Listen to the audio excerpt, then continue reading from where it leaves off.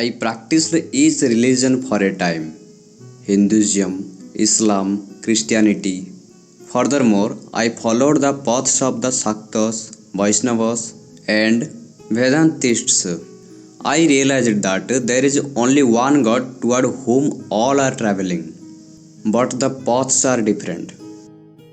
As out of one gold, ornaments of various forms are made, so it is the same God that is worshipped by different nations under different names and different forms. One should not think my religion alone is right path and other religions are false. God can be realized by means of all paths.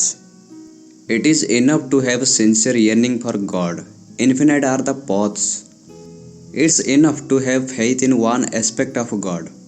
You have faith in God without form. That is very good.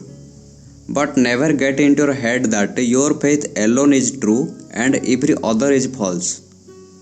Know for certain that God without form is real, and that God with form is also real. Then hold fast to whichever faith appeals to you. In a potter's shop there are vessels of different shapes and forms: pots, jars, dishes, plates, etc. But all are made of one clay. So God is one, but is worshipped in different ages and climbs under different names and aspects. When I think of the Supreme Being as inactive, neither creating, nor preserving, nor destroying, I call him Brahman or Purusha, the impersonal God.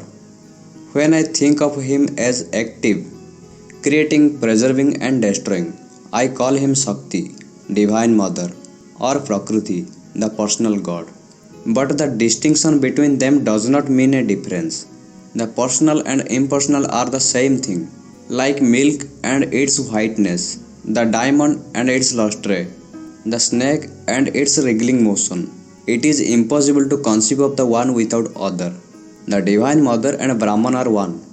God is the soul of our soul. Wisdom leads to unity, but ignorance to separation.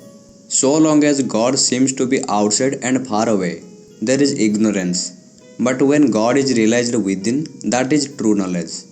Although God resides in all human beings, still there are good men and bad men.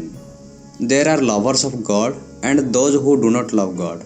We should recognize divinity in all, but we should not mix with bad people or with those who do not love God.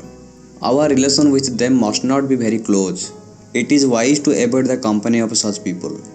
The world contains a mixture of truth and untruth. Discard the untruth and take the truth. Even those engaged in worldly activities such as office work or business should hold to the truth. Truthfulness alone is the spiritual discipline in the Kali Yuga. Dwell in the truth and you will certainly realize God. Why children must be taught spiritual ideals?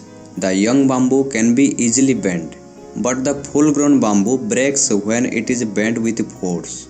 It is easy to bend the young heart towards God, but the untrained heart of the old escapes the hold whenever it is so drawn. Sri Ramakrishna Paramahansa.